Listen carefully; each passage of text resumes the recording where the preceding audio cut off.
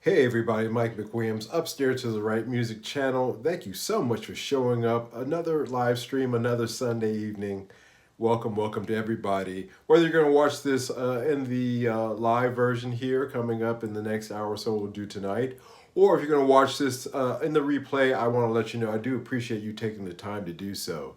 Your time is a very precious thing, and spending a little bit of it with us is really appreciated. So thank you so much. Um, how is everybody out there? Let me see how I look here. Looks good. Ben, good evening, sir. Thank you so much for being here as always. Yeah, I like this. Everything looks good. All right. Yeah.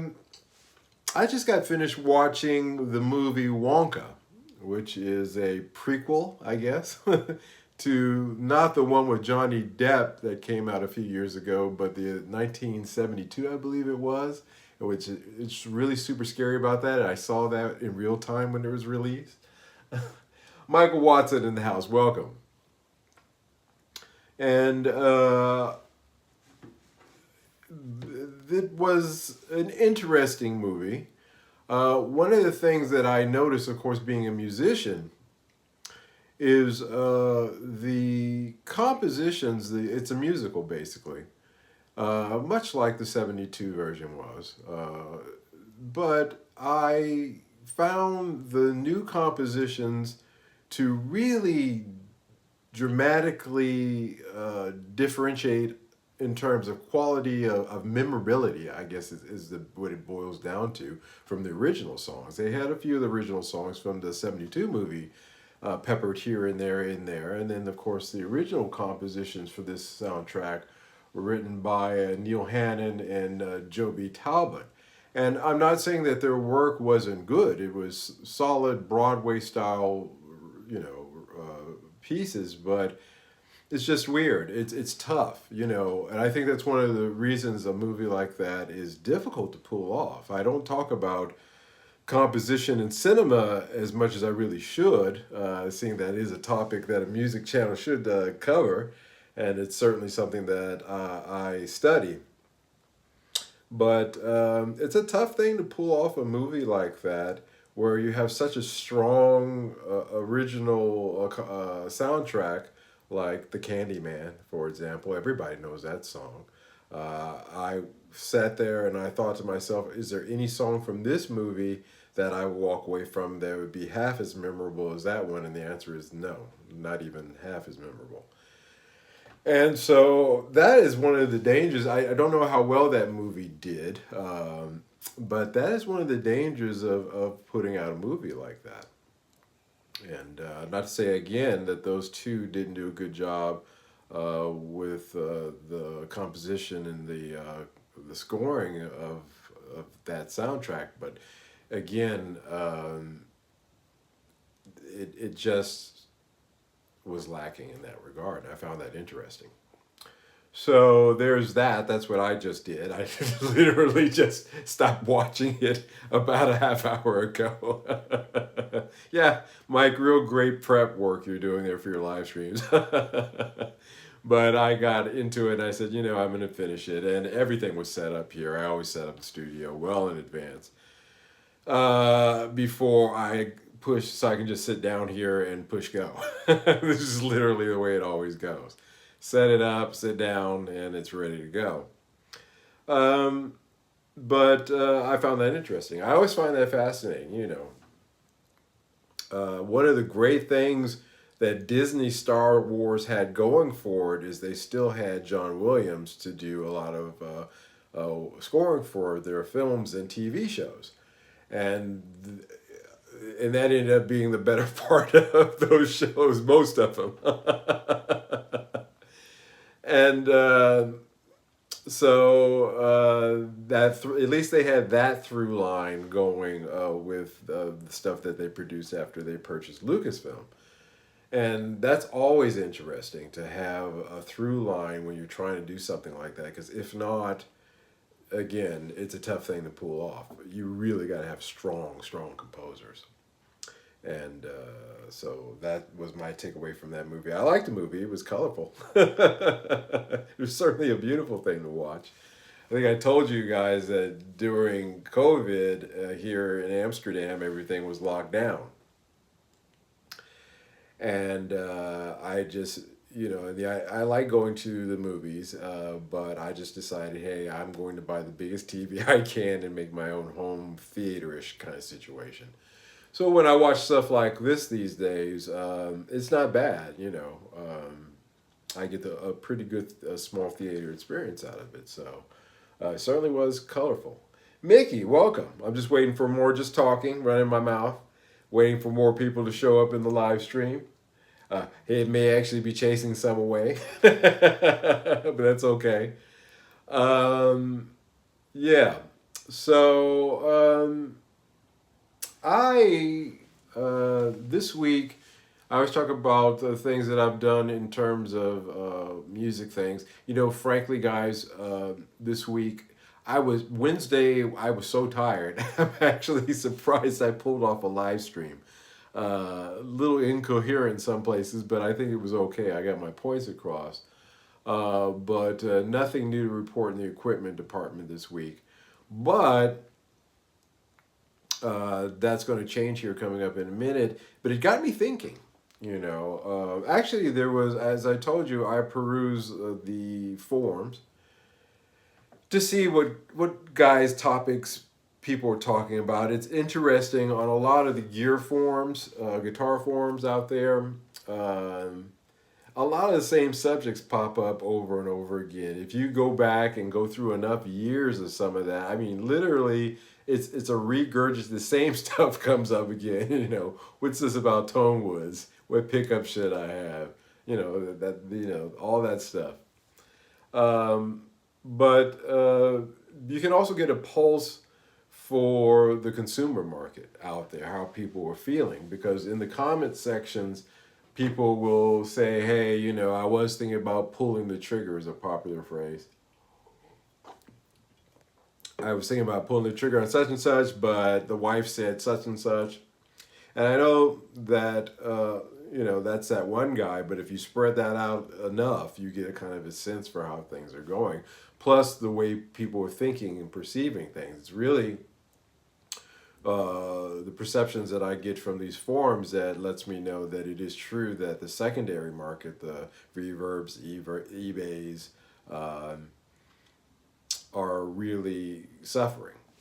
A lot of private guitar emporiums, like on Facebook, are having a hard time. And that's reflected in the comments section. And the one thing that one guy was talking about, he was saying, hey, fellas, I was looking around and my house, and he said, I realized that there's not one square inch of my house that doesn't have a guitar or an amp, a pedal board, something. And he says, I'm starting to think maybe I have too much equipment. And what do you think? And he put that question out there for people to answer. And my favorite reply was, well, you don't have a too much equipment problem, you have too little of a space problem. I said, okay, that is one way of looking at it. That's one way of looking at things. That's actually pretty funny. And I enjoyed that. And I thought about it. And I said, well, I am. You'll excuse me here 1 second. Let me pull it. I should have pulled this up before I got started. But I did not. So let me see where it's at. But it got me thinking about my channel in terms of the slogan that I have, where I say I'm good. You guys are quite familiar with that. I say that quite a bit. Here we go. Let me find it in my notes here. And I thought I haven't really solidified exactly what do I mean by that. What do I mean by I'm good? And I actually went through the process of sitting down and writing sort of the Ten Commandments, as it were, of I'm good. So tonight, the title of this live stream is Breaking Down I'm Good, What Lies Behind the Words. It's actually going to be what I'm going to declare the Ten Commandments. Have a little fun tonight.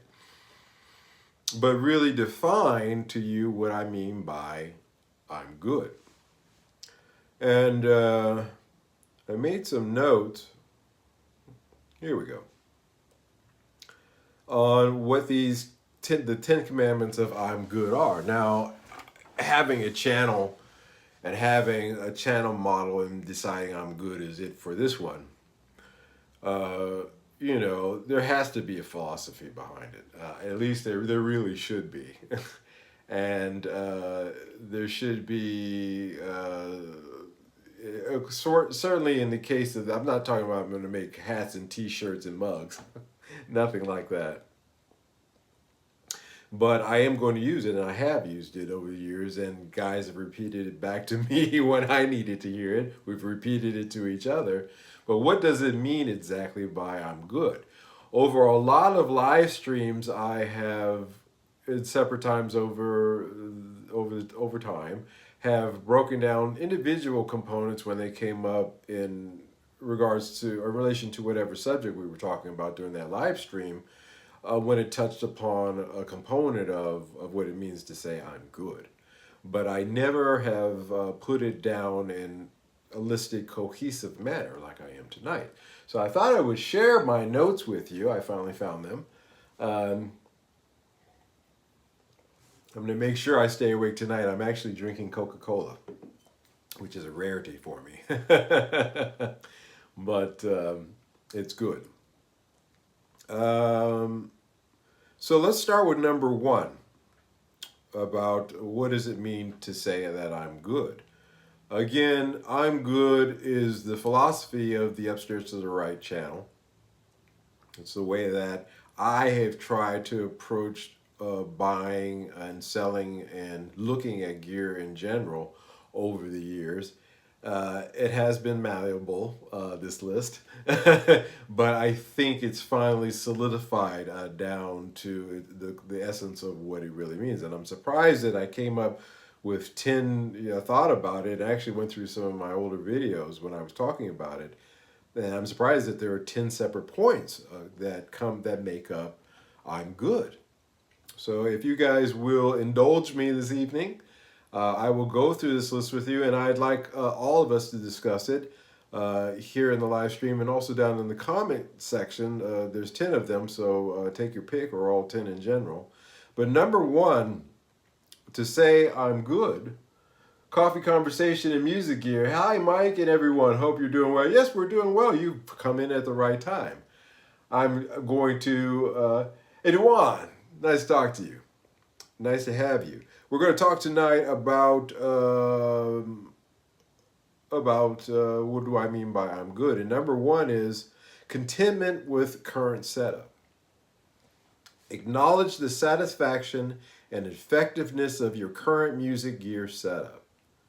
Recognize that acquiring more gear may not necessarily enhance your creativity or productivity. Now, I've hammered on this quite a bit, and a lot of people do as well. Recognize that acquiring more gear may not necessarily enhance your creativity or productivity. It's going to be one of those nights my tongue is not working. Productivity. And I put this number one on my list because it's the number one thing that I think about often. I think maybe it was my life in Asia. I know it is. I know there's a part of that. Living in Japan, traveling throughout all of Asia, very wealthy places like South Korea, very poor places like some parts of Cambodia and Laos I've been to. And just amazed that no matter what the situation, whether I was hanging with some guys in Tokyo or if I was just kind of checking out the scene in some other place, people always had the ability to take what they had and make the most of it. And believe me, there was a nightclub in the hotel that I always stayed at the same hotel when I stayed in Bangkok for years and years and years. And sometimes at one point I was there almost every month. And I would always go down to the bar they had down in the B1 section because at night they had a live band. And very rarely did I see Fenders or Gibsons. I did see actually more PRSs than you would imagine, but most of the stuff were Japanese guitars. And the amps, of course, weren't, top name brands either. But boy, some of the bands that I heard, oh, they were tight. They were playing top 40 stuff, so they had to recreate top 40. I've been there. I've done that. I've literally, that was my gig in Nagoya, was playing at a band doing top 40. And I know it's a tough gig. And they were making it work with what they've got. And so, number one, contentment with current setup. That is really, it springs from that. And I have really taken that to heart. Again, I think it was my travels that, because I think back to myself as a younger guy in LA. And if I had that same kind of mentality, and the answer always comes back, not necessarily, I can't say that I did one way or the other. I was always trying to, I was acquiring a very early version of gas, which I guess is natural we do when we're younger. Focus on mastery. Number two, emphasize the importance of mastering the gear you already possess. I talk about that I don't really like owning more than one guitar that I plan on playing personally or using personally because I don't feel that I can get intimate with that one guitar. Now, for recording, of course, I like to have at least two because I want to have two different sounds. I want to have an SG sound with a Telecaster sound or a Les Paul with a Telecaster, whatever, in the mix there. But that's for recording purposes. Just for me personally, I really like to get to know an instrument. And emphasizing the importance of mastering the gear you already possess is very important. Deepening your understanding and proficiency with existing equipment can lead to more significant artistic growth than consistently acquiring new gear. Yeah, again, you start getting all that gear hunt. Well, this will sound so much better if I get such and such. Or, I'm just not getting that tone that I want from this. Maybe this new thing will give that to me. It's always a tone chase. It's just what it is. We know this. Um, Sometimes it's an envy thing, I suppose. Well, I've got to have a Gibson. I've got to have a Fender. Or it's not a real guitar. You hear guys say that stuff. But for the most part, it's really about making the most of what you've got. And sorry, I keep getting locked out here. And focusing on the mastery of that particular piece. Um, I always, in my mind, when I think about mastery or something, it's funny that I don't own one. Maybe one of these days I'll buy one, but they're not cheap. They didn't go down in value, and I should have never sold the one I had as the MPC 60. When those first came out, I really mastered how to play the drum pads and how to use that thing, and became a master where myself and Jock, that was our main recording thing. That's what we did all of our R&B work on. And just mastering something, and it paid off because the work that we did with that MPC 60 led us to getting professional gigs. And so, yeah, focus on it. And I wasn't worried about, well, there's the new thing. Hey, they got these computers coming out with this software. Of course, that eventually came along. But I said, no, let me concentrate on this, because if I get into that, then it's a whole new learning curve, which eventually did come up, and a lot faster than I thought, actually. But that's a story for another time. But I really wanted to focus on that one piece. Number three, creativity over equipment. This is kind of a bleed over from number two. Prioritizing creativity and skill development over the accumulation of gear. Understand that true artistic expression stems from within and can be realized with minimal resources. We know this. You know, some of the, again, greatest guitar players of the 20th century came from extremely poor backgrounds, and they didn't have the luxury of being able to order online at Sweetwater. It's just, it was mail order in the Sears catalog when delivery was just a hair above better than the Pony Express at that point in time. And I'm not talking about just the U.S. I'm talking about the U.K. as well. But they made the most of what they had, you know. Making the most of what you had. Again, a reoccurring theme, but here in terms of applying it towards creativity, and what that really means is you've got to, if you're really going to be a creative individual in the music industry, or if you're just going to be a guy sitting at home just noodling for fun, recording for fun, either way, I always believe that you really should strive to make whatever it is in your head come out of the speakers when you're done. Achieving that level of playing. And hey, Denro, welcome. And making that happen. And of course, if you're a session player, you really got to make that happen. And if you're doing the live thing, then that's going to come across anyway. But you're always talking about prioritizing your creativity and skill development, playing the instrument over what instrument you're playing. Number four. Number four is going to touch a raw nerve in some people. Again, going through the 10 commandments of what it means to be I'm good. If you can go through all of these, if you go through the end of the, at the end of the day, you go through this list of all of these, and it checks out, this is something that it's not, it's going to help in this regard. It is something that I need. As we go through this list, if it's something that checks out, then it's something that you can say, okay, this is something I can seriously consider purchasing. But at least try to keep half of this list in mind when you're making those decisions, and you'll be all right. You'll be able to say, I'm good. Number four is financial responsibility.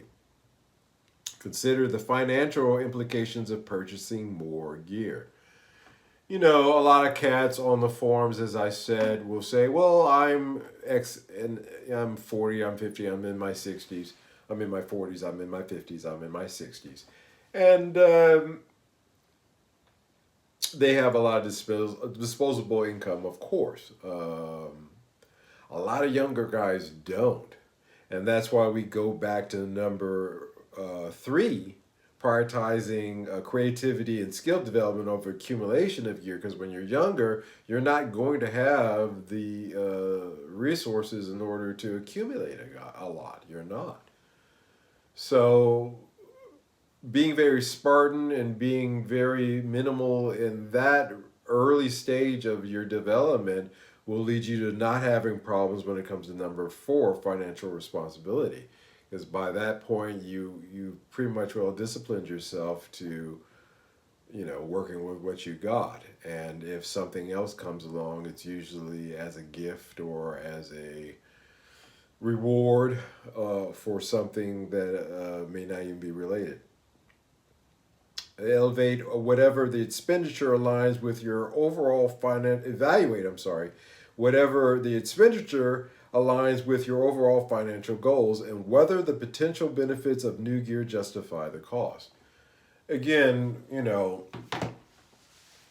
that touches on how a lot of us have reached up to here, and when it comes to the pricing on a lot of the guitar models, not just due to the normal inflation that occurs in this market, but because of that, again, that value that we're looking for, and justifying the cost against that value, and we're finding it lacking. We're not finding it, that we're not seeing the value. It's not a good value proposition, something that I always say. And so they're really just making it easier for us in that regard. Because, again, none of us here, I don't think none of us here, any of us here, are rushing out to buy those $1,000 Gibson pickups. Although, to be fair, I saw that, who was that? Loler. Loler. I saw a set of Lolers for 1,300. Again, a limited edition Loler run. And Lolers are great pickups. There's no question about that. Fern is a Loler dealer. And Fern has been, since I've known him, has been always pushing me to put a set of Lolers in whatever guitar that I bring through, and I always resist. I know they're good. I just think they're pricey, and at 1,300 for this limited edition set that they themselves came out with, I thought people were saying, I don't think you get more ridiculous than Gibson, and Loler said, "Hey man, hold my beer." you know and so I think this number 4, financial responsibility, for a lot of us, and then circumstances, of course, will lead you to making those choices as well. You may not have those options, but a lot of guys do. They do have the disposable income yet and still. But I think, again, a little bit of prudence, evaluating your overall financial goals, things that are outside. Hey, I need this fence done. I got to do the roof maybe coming up here. Hey, the kids need new shoes, or I haven't been having a vacation with the wife in a while, or the dog could use a new bed. When the pickups cost more than the guitar. I had a situation like that where I put a set of pickups in a guitar, and the pickups were worth more than the guitar. I think we did that somewhere. We went back in one of our shows. So yeah. But in this case, the pickups would cost 10 times more than the guitar in my case. So, dig that. So, number 4, financial responsibility. So, I don't think any of us can argue with that. Quality over quantity. This is an argument that I've made myself for a while. And, I don't necessarily equate quality with expensive. Quality and expensive in this regard are not synonymous with each other. They're not. So number 5, quality over quantity. Value quality over quantity when it comes to music gear. Instead of acquiring numerous pieces of equipment, invest in high quality tools that serve specific needs and offer lasting value. Now, once again, I said high quality. I didn't say high value. I said high quality. I want to stress that again. When you are putting your rig together, one of the goals of this channel has been to show pieces of gear that are completely outrageously inexpensive, that work a charm and will do the job. You just have to overcome whether or not you're a headstock snob or not. If you can overcome that, then the world is your oyster, my friend. And so, quality, again, now, of course, it is inferred when you buy something of high value that you're getting something of quality, or at least of uniqueness, So, moving over here a little bit. There we go. Moving yourself back. So, certainly, you know, like, I have some ancient Roman pieces of pottery in one of my display cases that I got in Tunis. Um, they're broken pieces. They're quality pieces, but they're not high value. So if you can follow that. And so I think that if you invest in, again, high quality tools, uh, and learn them, go through the other, and financial responsibility, of course, being part of that purchase. I think that the gas will, again, these are all anti-gas. Sorry, my light's a little loose here, guys. These are all anti-gas. This is like the antacids. There's 10 of them you can take if you start feeling that gas.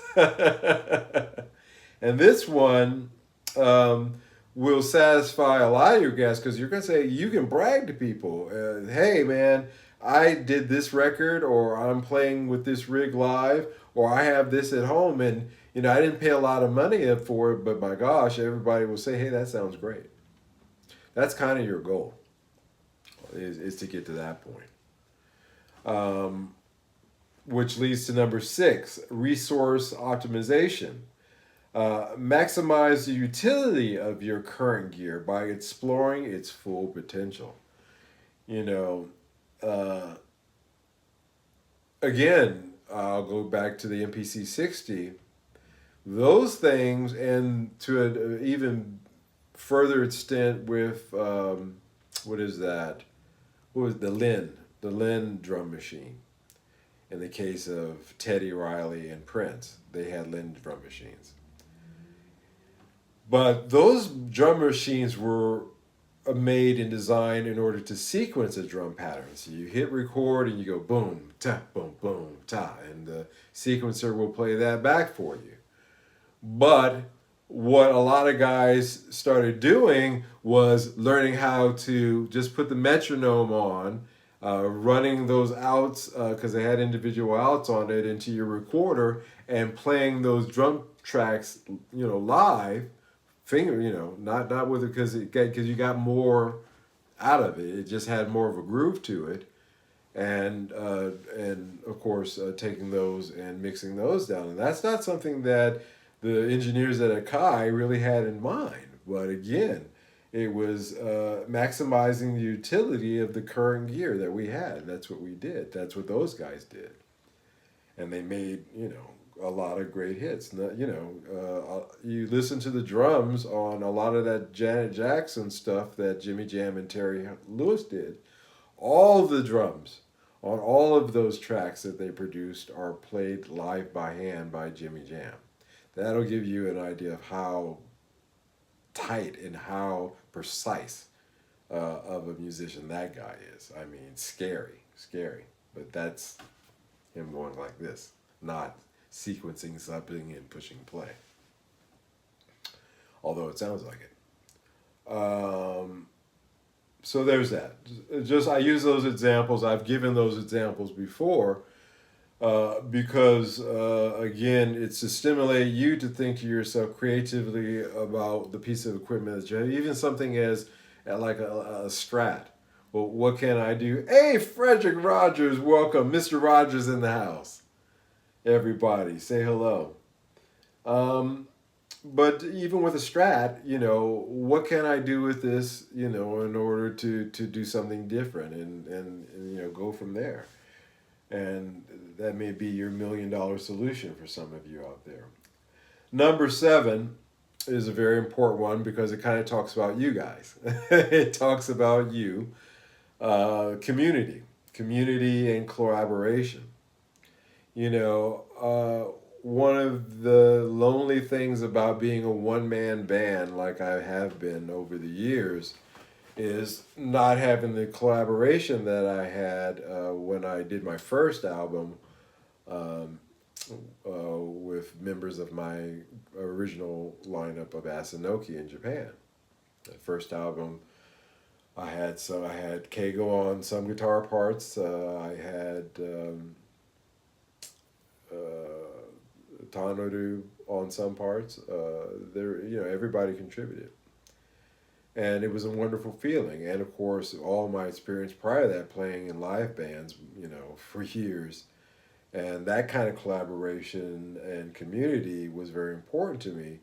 And starting this YouTube channel really was a digital way of, in my mind, of creating a community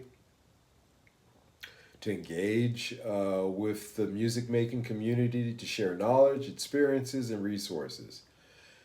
Collaborate with other musicians to explore new sounds and techniques without necessarily needing to acquire additional gear.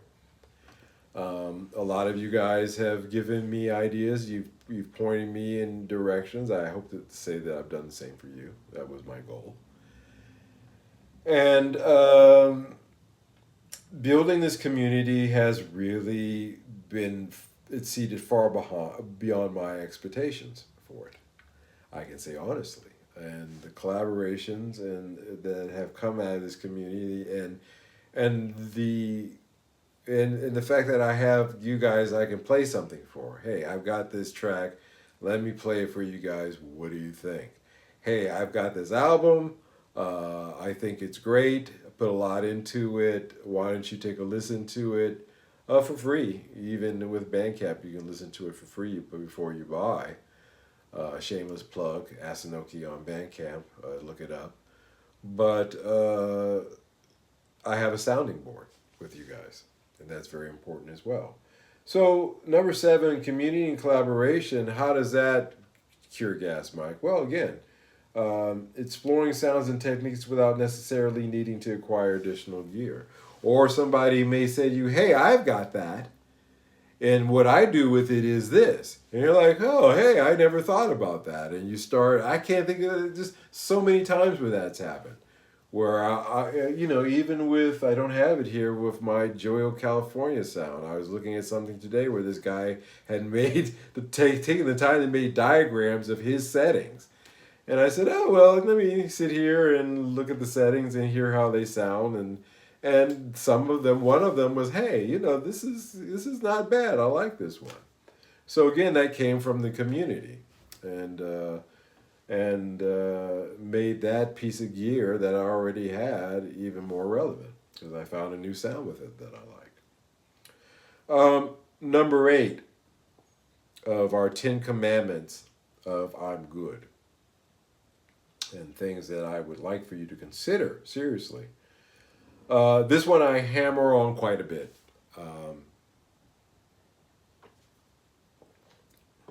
This one is very near and dear to my heart, so much so that I am really contemplating, and I'm in the right place with the right folks in order to try to put something like that together, to actually address this and make it a little bit more well known about environmental considerations. I've talked about this before. They go through a trailer truck load of wood per shift per day in the court factory in Indonesia. And there's 3 shifts a day. And this is an enormous environmental impact that this has. Reflect on the environmental impact of consumerism. We've talked about that. I've hammered this a lot of times. And the production of new music gear. By minimalizing unnecessary purchases, you can contribute to sustainability efforts and reduce waste.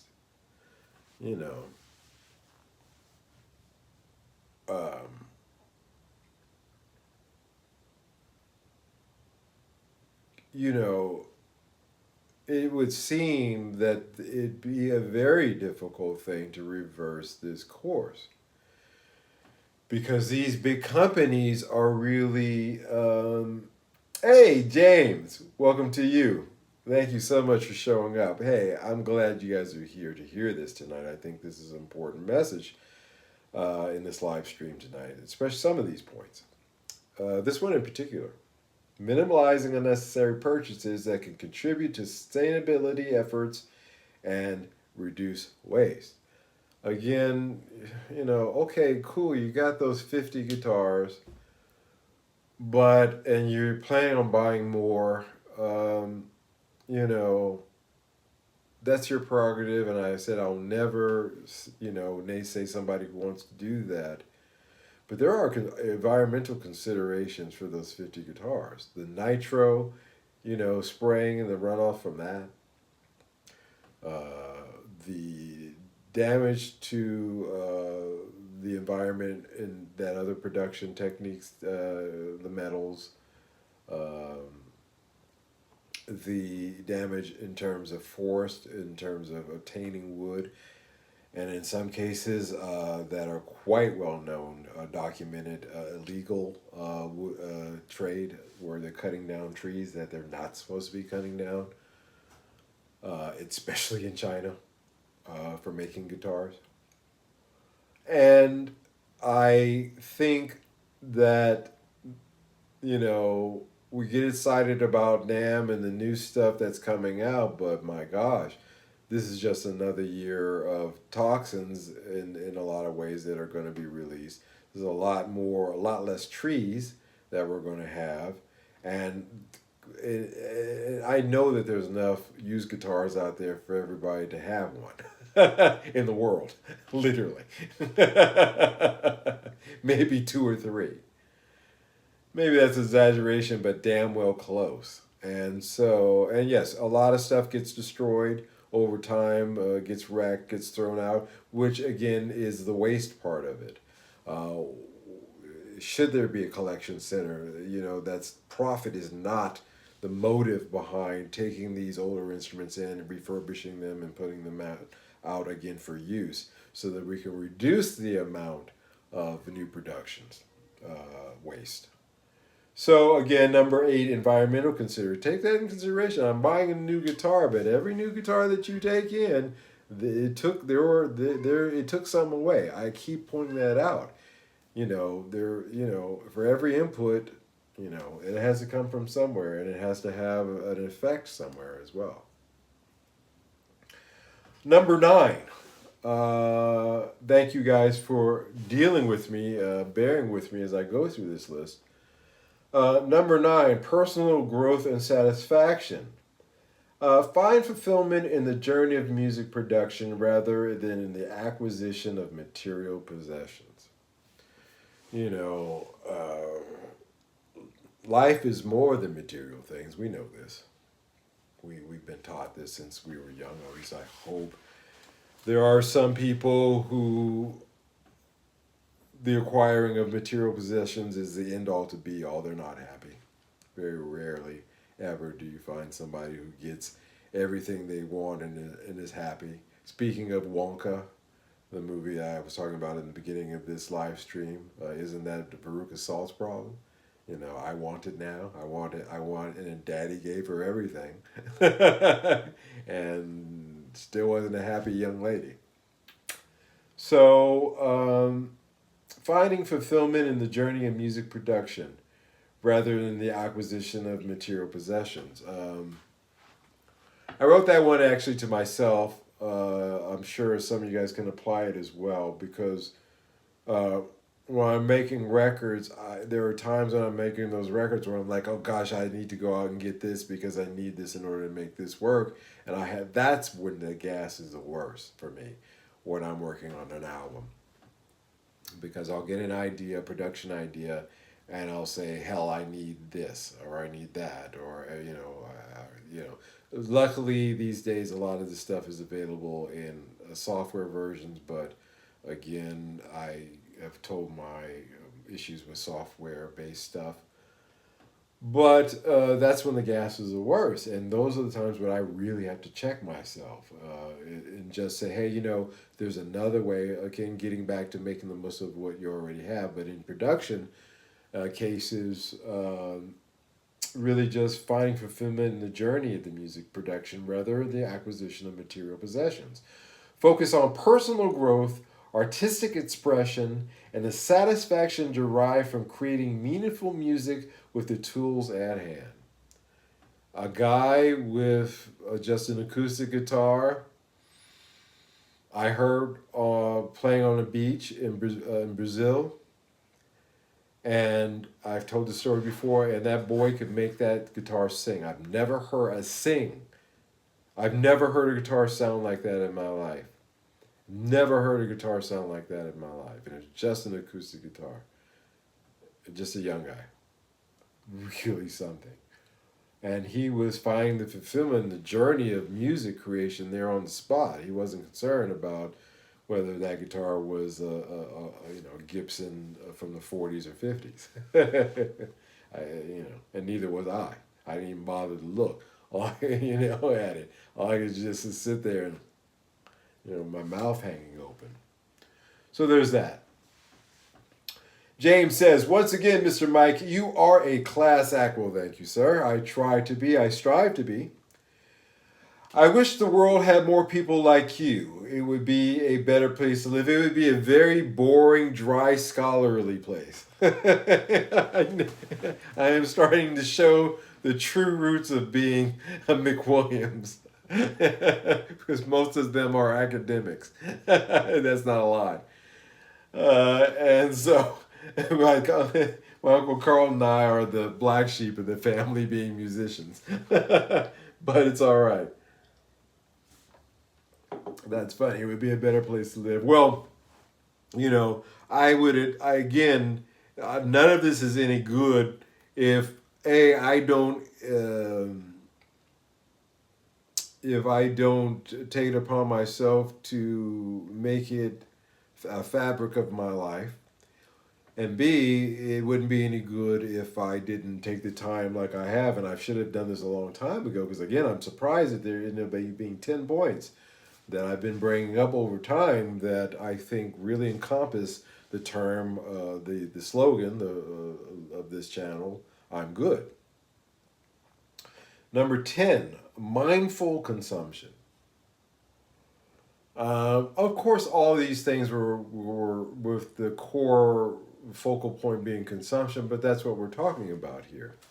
And that's what most YouTube channels in this genre are talking about. It's really a consumption-based thing, whether it's intended to be or not. How many demos of, hey, the guy just said, hey, I got this guitar, and he's playing it, and you're saying, hey, that guitar sounds great, maybe I should try one of those. That's an indirect kind of consumerism. It wasn't the guy saying, hey, I got this and you should try it too, and this is why, and this is a sponsor program. No, it was nothing like that. But we have these things, so we have to be mindful. I'm going to put $1 in the Star Wars jar now, because that's what Obi-Wan always told Anakin, be mindful. Be mindful, Anakin. So I say to you, my young Padawans, to be mindful of your consumption. Practice mindful consumption by critically evaluating your desires for new gear and considering whether they stem from genuine needs or external influences. Ooh, ding dong, sekai. There we have it. The main culprit in all this is external influences. Tell that kid who's got that guitar on that beach in Brazil, hey man, start showing them YouTube channels of guys who have better guitars, and maybe, before he had, seen that, he was good. He didn't have any external influences guiding his decision framework. But they do exist in our world, and being mindful consumers will help alleviate a lot of gas. It will really, really keep on the right road. Practice mindful consumption by critically evaluating your desires for new gear and considering whether they stem from genuine needs or external influences. Cultivate contentment and gratitude. Contentment and gratitude. Wow, those are, how many YouTube channels have that in their titles in this genre? Contentment and gratitude. I'm content with my XYZ. I'm very gratified to have my XYZ. Cultivate contentment and gratitude for what you already have rather than constantly seeking fulfillment through acquisition. Again, Veruca Salt syndrome. I want it now. I want it now. I'm going to watch the original Wonka 72 version because this one, yeah, they just didn't quite hit the mark with me, but it did put me in mind of that better movie. But again, don't have the Veruca Salt syndrome. You know, constantly seeking fulfillment through acquisition is a human nature thing. You know, if I got this, it makes me feel better. I saw on Zero Hedge, the financial website, that they got guys out there paying $3,000 a month notes on their cars that they're getting from these dealerships with 72-month terms, sometimes even double that, 120-month terms. Do you know you could pay a half of a house off for $3,000 a month for that amount of months that they're doing on that? But I gotta have this big truck. I've gotta have this truck because Bob down the street's got this truck. You know. Yeah. When I walked in the dealership, they basically asked me to hand, my pants and buckle and drawers at the door. And they took me to the Vaseline room. Wink, wink. Right?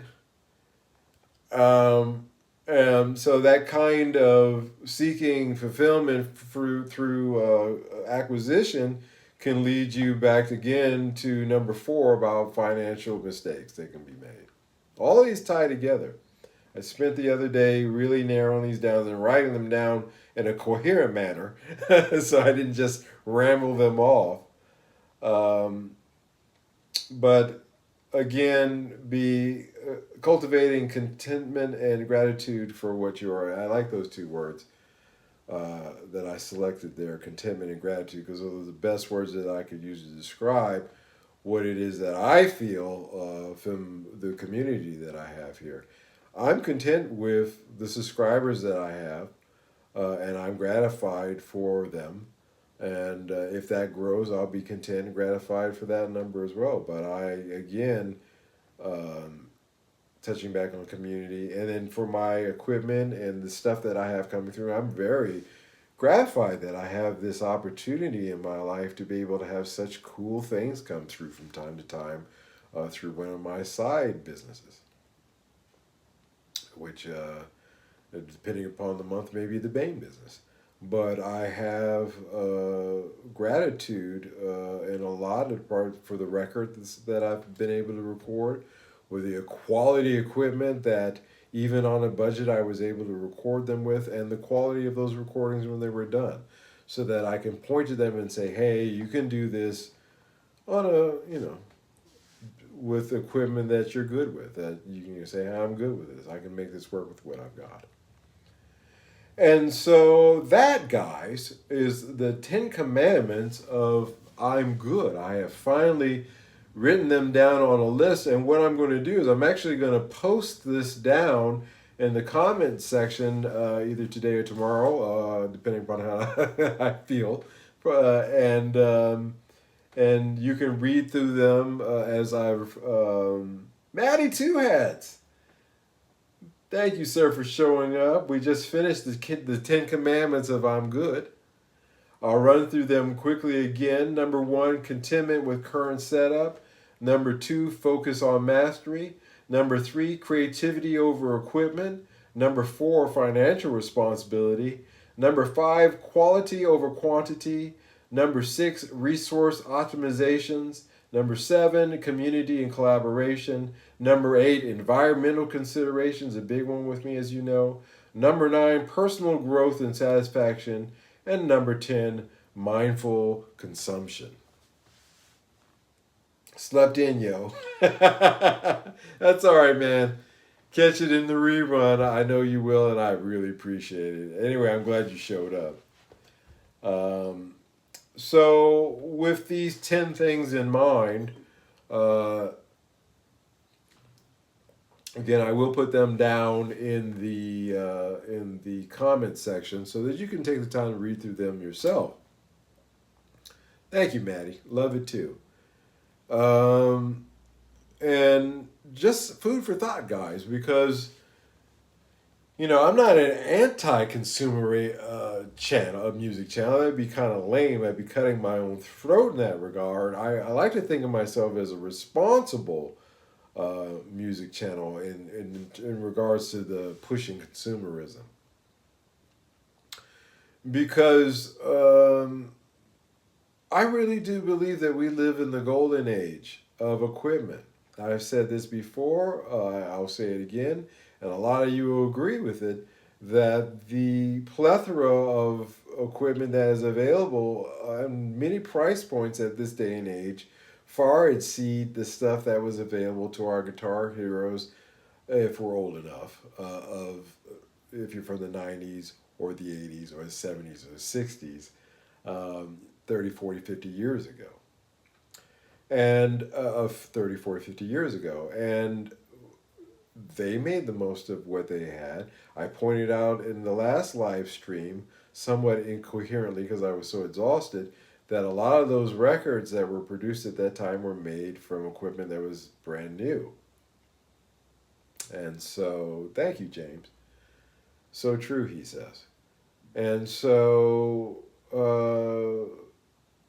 really, if you think about that, the tone chase thing is kind of silly and ridiculous.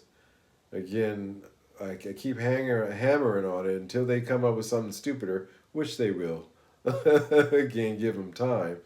But Gibson expensive pickups emulating the originals in their own marketing spiel. Again, I point out the fact, well, they used 3 or 4 different magnet types for those pickups. So what the hell are these supposed to be emulating? Again, knowing that is called being mindful. It's mindful consumerism. So number 10, that comes into play in that. But I want to be that kind of channel, and I thought that I would break down. Well, Mike, you're always saying I'm good. Hey, I'm good. What do you mean by that? Well, here you have it, spelled out somewhat eloquently, as best as I could. Um, and that's the reason I typed them out as best as I could, because I want to share them. Again, I will display these down in the comments section after this is done. But just something for you guys to think about. I want everybody to say I'm good because it leads to number 8. Again, my pet peeve about, why do you have to buy the newest thing? Yeah, okay, so Epiphone is coming out with the new Adam Jones model that has no diagram on the back. Sorry, no drawing or artwork on the back.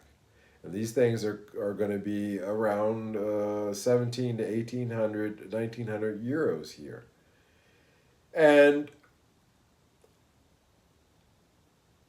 I am flabbergasted by that when, again, these designs for this model, again, is getting to what they've done before with their not inspired line, but their Orville by Gibson line in Japan.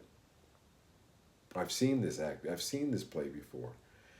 And it was a lot cheaper. And again, as I pointed out, if headstock is your thing, well, guess what? Those Orville by Gibsons and some of those older Les Pauls had the custom, the traditional custom and open book headstock of Gibsons on them. And you can still have them for a lot less than this new Epiphone that's coming out.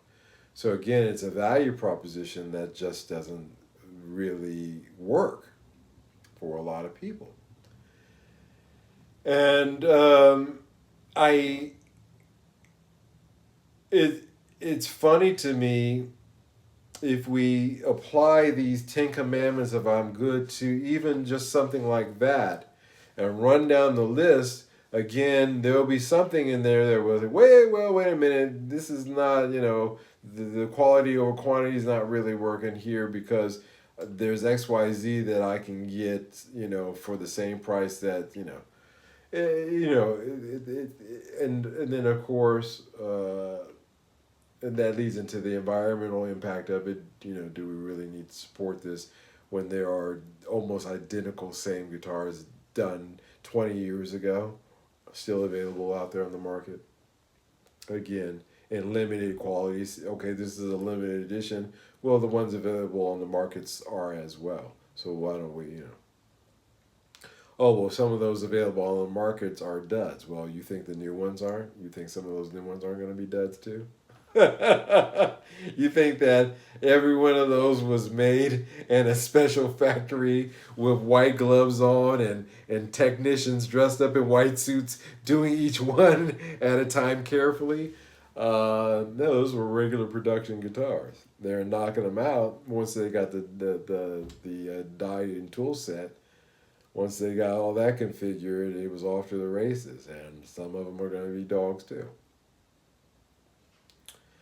And so, yeah, if you apply that, any one of those, a number of those 10 or one of them to a certain gas situation and say, hey, let me think about this, you may find, yeah.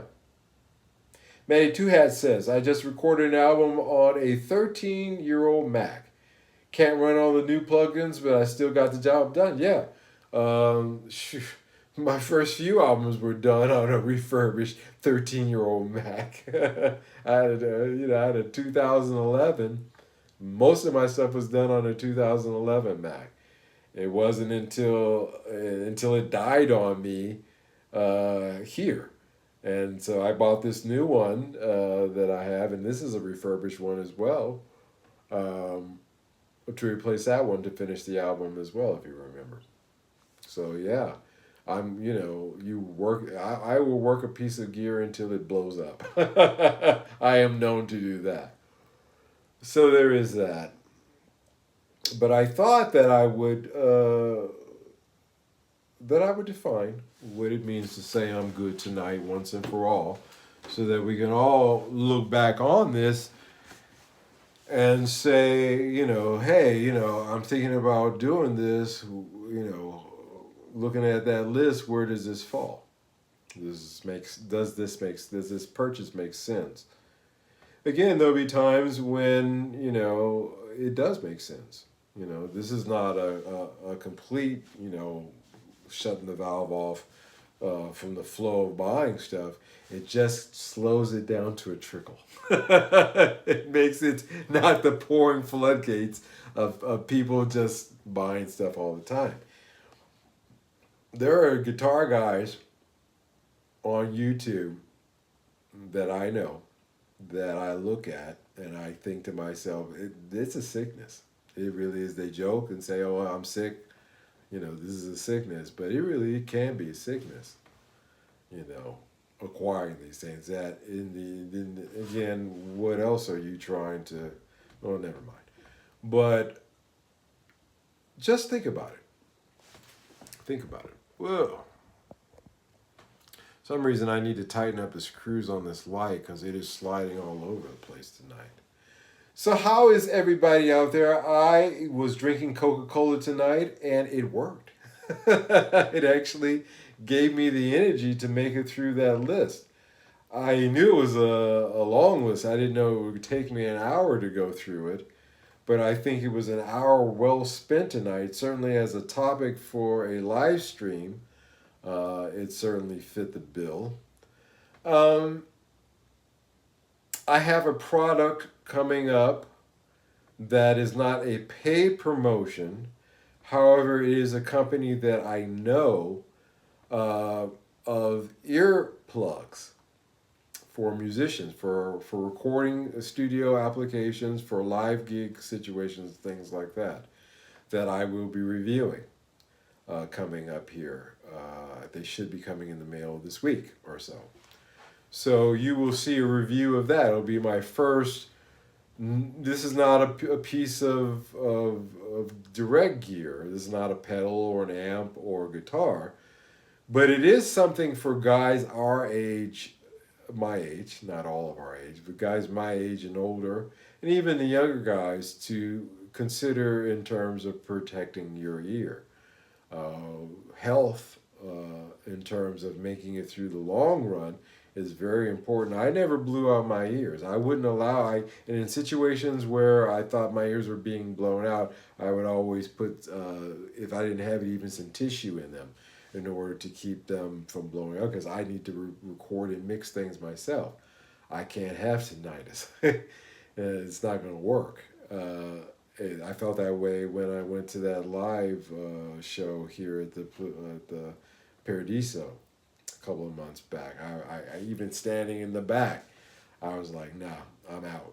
And I dipped out because I just don't like that. And I think that this product that I'm going to be reviewing for you guys on the regular content channel of this channel will be something that may be useful. It's something I've never covered before, and I'm fascinated and excited to be able to share with you. It's not okay, it's not a paid promotion, but I did receive the product for free. It's not something that I bought, but it is something that I think is relevant and useful. So I am going to review that this week for your perusal. Mickey Newman, I always wore and still wear ear protection, especially all those Motorhead gigs. Yeah. I had wax.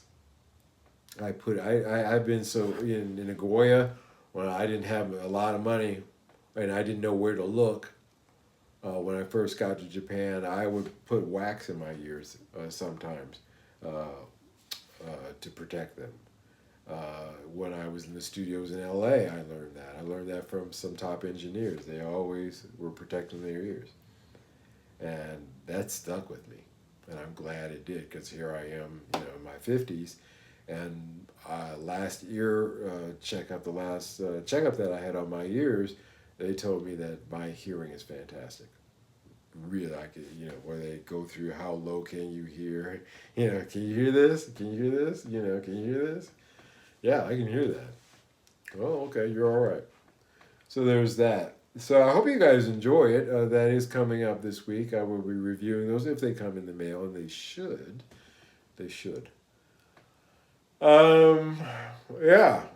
Dig that, guys. So if there is nothing else, if there is no other business on hand, since I'm doing 2 live streams a week now, I will limit these both to around an hour, 15 minutes, hour 15 minutes or so, every time we do a live stream. I think 2.5 hours a week of live streams is, plus a regular show, is good input for this channel. I hope it's always entertaining to you guys. I hope that I always find a different twist on different things. And I hope that if you enjoyed this and you have not yet joined this community, see how sweetly I did? How smooth I slid in there with that? If you have not, my friend, yet joined this community, this may be a good time to reach out and do so by hitting the subscribe button. I am trying to grow this channel. Again, I'm gratified and I'm satisfied and happy with the amount of subscribers that I have, but I would like to get to 5,000, because I'd like to have 5,000 more people be able to say I'm good and this is why. And so if you have not yet done so, hit the subscription button. Don Juan Campbell, no longer doing the coffee thing. Oh, okay, but I dug that. That will be cool. I'm moderately deaf in one ear, so hearing protection is fantastic. Good for you, Mike. Also, this brand comes out with audio enhancers as well. It works the other way as well. So there's four sets of different types of earplugs that this company comes out with.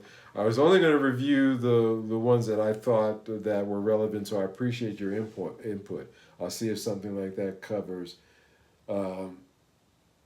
that as well, condition as well. Love your channel always. I love you guys. I really do. I don't say that lightly. Just ask any of my girlfriends. Michael Watson, thanks for sharing your list. Really enjoyed it. Thank you guys for over the years while I'm on board with that idea. Great. I'm going to do that. I will take a look at them when they come in. Thanks for sharing your list. Really enjoyed it. Michael says, yeah, I I thought about it, and again, like this is not this thing has been this has grown. You guys have been here for the creation of this list since I started the live stream and said, okay, I've got to come up. It was Phil McKnight with his, with his what does he say? I can't even remember it. His slogan, something about gear, something. Anyway, that's terrible. I can't. It's late. I can't remember. But I said, hey, I've got to come up with something like that for my channel as well, and I'm good. Because I constantly found myself saying, never mind, I'm good. I don't need that. So, yeah, that list has grown over the course of these live streams and it's developed here. You guys are very much a part of formulating that list as well through your comments and through your observations. This is our list of I'm good. And again, if you haven't subscribed to this channel and you're reaching out to us to listen in for the first time, I do appreciate it if you'd, and still enjoying the album, Mike. Thank you, Mr. Campbell. Thank you.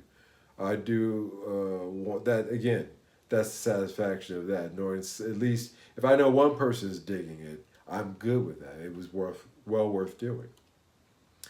But again, if you're interested in joining this community, please do so. I don't ask for super chats.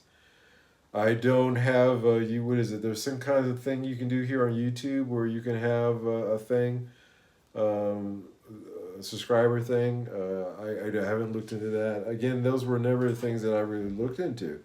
But I do want to grow this channel and reach more people for the very reason of being able to spread the message of I'm good, because I think it's a solid one. All right, guys, so check out for that coming up this week. I will review those earplugs if they come in the mail, knock on wood. If you haven't checked it out, look at my review of the Harley Benton bass that I just did. Yeah. Mickey says, love this channel, Mike. I love you guys. I don't say that lightly. I was kind of kidding with the girlfriend thing, but I say that really sincerely because, again, you're my sounding board. You really are. And I'm a one-man operation. And if you don't have a sounding board, how do you know? You can be as creative as hell, but if nobody hears it, it's like, if a tree falls in the woods, did it make a sound kind of thing. Actually, there's a more cruder version of that. But I won't share that one with you guys tonight. I think you got my gist. Thank you, guys. See you this Wednesday coming up. Please have a safe and fruitful week coming up this next few days, and take care. Thank you, guys.